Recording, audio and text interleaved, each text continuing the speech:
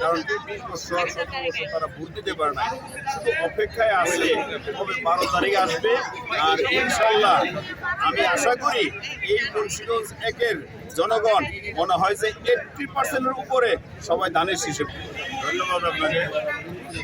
Actually আপনি নিজেই জানেন সারা বাংলাদেশে যত সরকারি জায়গা ছিল দখল করে ফেলাইছে, নদী না শুধু যত ধরনের পুষ্করি যা আছে। এখন আমাদের নেতা তারেক রহমান আসার আগেই ঘোষণা দিছে 20,000 কিলোমিটার খাল খনন করবে, নদী খনন করবে। এবং আমিও জানি আমার মুন্সিগঞ্জ থেকে অনেক খাল পুষ্করি দখল হয়ে গেছে।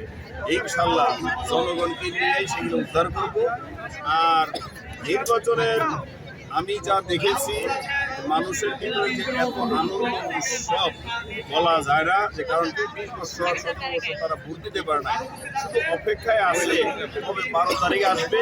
আর ইনশাল্লাহ আমি আশা করি এই মুন্সিগঞ্জ একের জনগণ মনে হয় যে 80% উপরে সবাই ধানের শীষে ভোট দিবে। আমি যত যুবক ভাই বোনদেরকে কথা বলছি, সবাই বলে যে না, আমরা ধানের শীষ ছাড়া অন্য কিছু পছন্দ করি, সবাই আমরা ধানের শীষকে ভোট দেবো ইনশাল্লাহ। তারপরে সবকিছুর মালিককে। আর ভোট দিবে জনগণ, ভোট দিবে জনগণ, আমি বিশ্বাস করি। এবং জনগণকে বলছি, আমি কথা দিচ্ছি এই মুন্সিগঞ্জ একে বাংলাদেশের মধ্যে একটা মডেল কনস্টিটিউশন হবে এবং শান্তির নিবাস হবে। কিভাবে? যে এইখানে কোনো নেশা থাকবে না, কোনো সন্ত্রাস থাকবে না, কোনো চাঁদাবাজি থাকবে না।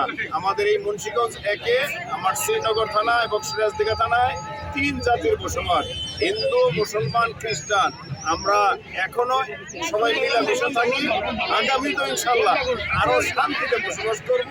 বিগত এই 5ই আগস্টের পরে 2টা দুর্গা পূজা হয়েছে, এই 2টা থানায় কোনো একটা দুর্গা পূজায় কোনো ধরনের একটু শব্দ হয় নাই। এবং এই 5ই আগস্টের পরে কোনো ধরনের কারো বাড়ি হামলা হয় নাই, কোনো জমি দখল হয় নাই, সবাই শান্তিতে কিভাবে পূরণ করবেন।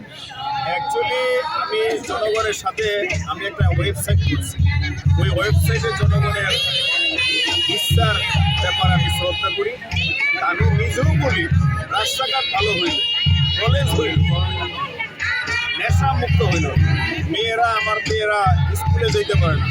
জনগণ চায় যে না, রাস্তা না হোক, আমার এলাকা শান্তি। তাই আর রাস্তাঘাট ইনশাল্লাহ অবশ্যই হবে। আপনারা জানেন বিএনপি সরকার জনগণের সরকার, বিএনপি সরকার মানে উন্নয়নের সরকার আছে। কিন্তু মালিককে আল্লাহ, আমরা সবাই চাই, আল্লাহ চায়, আল্লাহ অবশ্যই কবুল করবো। আমার চেষ্টা অবশ্যই।